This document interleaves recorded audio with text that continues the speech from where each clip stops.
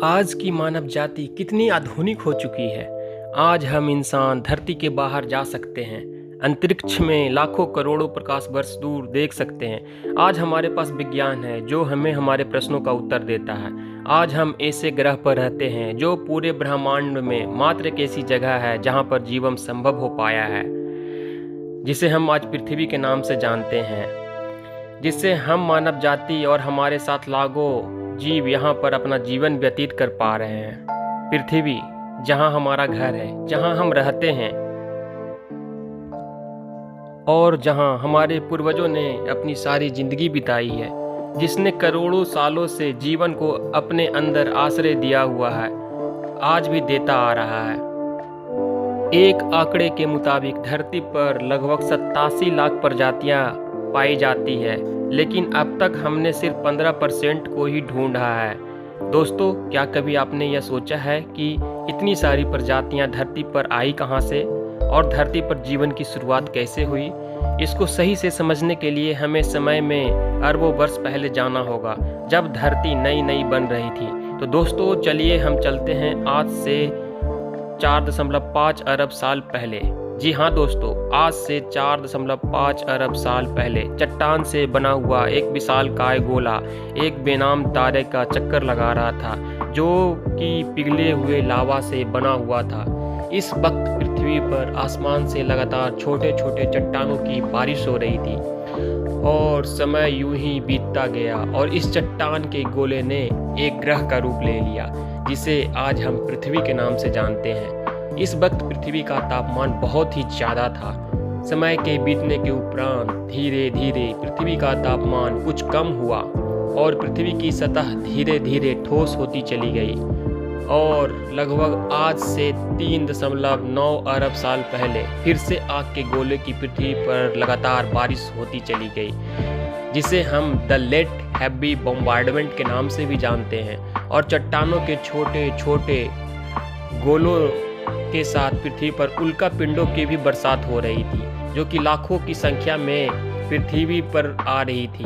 और इस बार यह अपने साथ कुछ खास लाई थी। जी हाँ, इनके साथ जमी हुई बर्फ के क्रिस्टल्स थे, जिससे धरती पर विशालकाय समुद्रों का निर्माण हुआ और साथ में यह नाइट्रोजन गैस भी लाए थे। लेकिन इन सब के बावजूद भी धरती पर जीवन अब भी संभव नहीं हो पाया था, क्योंकि ये सब चीज़ें धरती पर जीवन संभव करने के लिए पर्याप्त नहीं थी। अभी भी धरती का एटमॉस्फेयर जहरीली गैसों से भरा हुआ था और धरती पर केवल पानी ही पानी था। पर परिस्थितियां अब सुधरने वाली थी।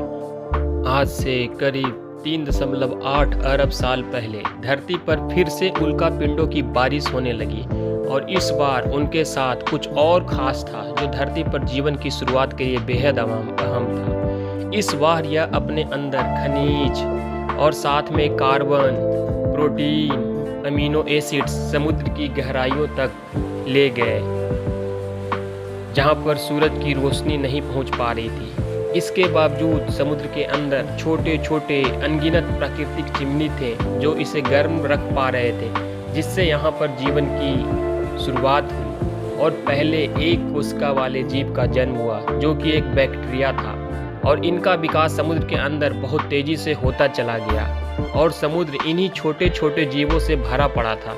और यूं ही समय बीतता गया और आज से करीब 3.5 अरब साल पहले इनकी संख्या बहुत ही ज़्यादा बढ़ गई और यह आपस में जुड़ते चले गए और एक नई संरचना समुद्र के अंदर गहराइयों में देखने को मिली, जो कि पत्थरों जैसी दिखती थी, जिसे हम स्ट्रोमेटोलाइट्स कहते हैं। और यह बैक्टीरिया सूरज की रोशनी प्रकाश संश्लेषण के माध्यम से भोजन में बदलते थे और इस प्रक्रिया में एक उत्पाद बायो प्रोडक्ट के रूप में निकलता था, जो कि एक गैस था, ऑक्सीजन। इन सूक्ष्म जीवों ने धरती को एक बेहद खूबसूरत तोहफा दिया था, जो धरती पर जीवन के लिए सबसे अहम था।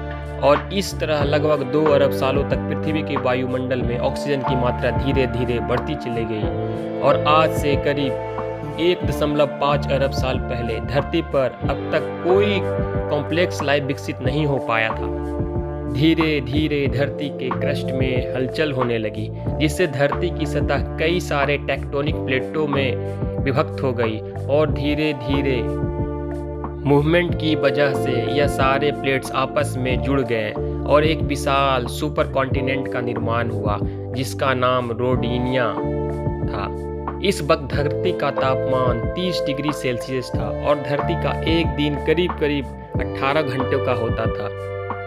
आज से करीब 75 करोड़ साल पहले धरती की सतह बहुत सारे हिस्सों में टूट गई और जगह जगह ज्वालामुखी विस्फोट होने लग गए, जिससे धरती के अंदर का लावा बाहर आने लगा, जिससे धरती का एटमॉस्फेयर कार्बन डाइऑक्साइड से भर गया और इनकी वजह से धरती पर एसिड रेन होने लग गए। इससे धरती पर मौजूद कार्बन डाइऑक्साइड धरती की चट्टानों पर कार्बन के रूप में जमने लगी, जो इस बारिश के पानी के साथ साथ बरस रही थी, जिससे धरती के वायुमंडल में कार्बन डाइऑक्साइड की मात्रा में भारी कमी हो गई और अब धरती का वायुमंडल सूरज की रोशनी को रोकने में सक्षम नहीं रहा। इससे धरती का तापमान बहुत तेजी से गिरने लगा और बहुत तेजी से कम होने लगा। इस तरह धरती पर पहले हिमयुग की शुरुआत हुई, जो कि अब तक का सबसे लंबा हिमयुग था। लेकिन समय एक सा नहीं रहने वाला था। समय का चक्र यूं ही चलता रहा और धीरे धीरे धरती पर फिर से कार्बन डाइऑक्साइड की मात्रा बढ़ने लगी और धरती का तापमान फिर से बढ़ने लगा। इस धरती पर मौजूद बर्फ धीरे धीरे पिघलने लगा और धरती फिर से सामान्य अवस्था में जाने लगी और आज से करीब 50 करोड़ वर्ष पहले धरती का पूरा बर्फ पिघल चुका था। अब समुद्र के अंदर हमें बिल्कुल अलग ही दुनिया देखने को मिल रही थी। ऑक्सीजन की उपलब्धता के कारण अब समुद्र में सिंगल सेल वाले जीव मल्टी सेलुलर जीव में बदल चुके थे। अब समुद्र के अंदर काफ़ी कॉम्प्लेक्स लाइफ देखने को मिल रहा था। बहुत सारे समुद्री पौधे नज़र आ रहे थे और समय का चक्र यूं ही चलता रहा और आज से करीब 46 करोड़ साल पहले धरती कुछ आज की तरह दिखने लग गई थी। धरती का सुपर कॉन्टिनेंट एक बार फिर कई भागों में टूट गया, लेकिन अब भी धरती बिल्कुल जीव जंतु से खाली थी। अब भी धरती की सतह पर जीव और पेड़ पौधे नहीं थे। ऐसा क्यों था? ऐसा इसलिए था क्योंकि धरती पर सूरज से आने वाले अल्ट्रा वायलेट रेज को कोई सा लेयर रोक नहीं पा रहा था। लेकिन धीरे धीरे हमारे धरती के ऊपर ऑक्सीजन की वजह से ओजोन लेयर बनता चला गया, जिसकी वजह से अब धरती पर नन्हे शैवाल फलने फूलने लग गए और यही धरती के पहले पौधे बने और धीरे धीरे समुद्र में रहने वाले जीव अपने आप को धरती की सतह पर रखने में सक्षम हो पाए और यही जीव, जिसे हम टेट्रोपोड्स कहते हैं, धरती की सतह पर आए। आज से करीब 36 करोड़ साल पहले यह जीव टेट्रोपोड्स अब पूरी तरह ज़मीन पर रहने में सक्षम हो गए और यही जीव आगे चलकर डायनासोर, बर्ड्स, मैमल्स और अंत में हम ह्यूमन बनने वाले थे।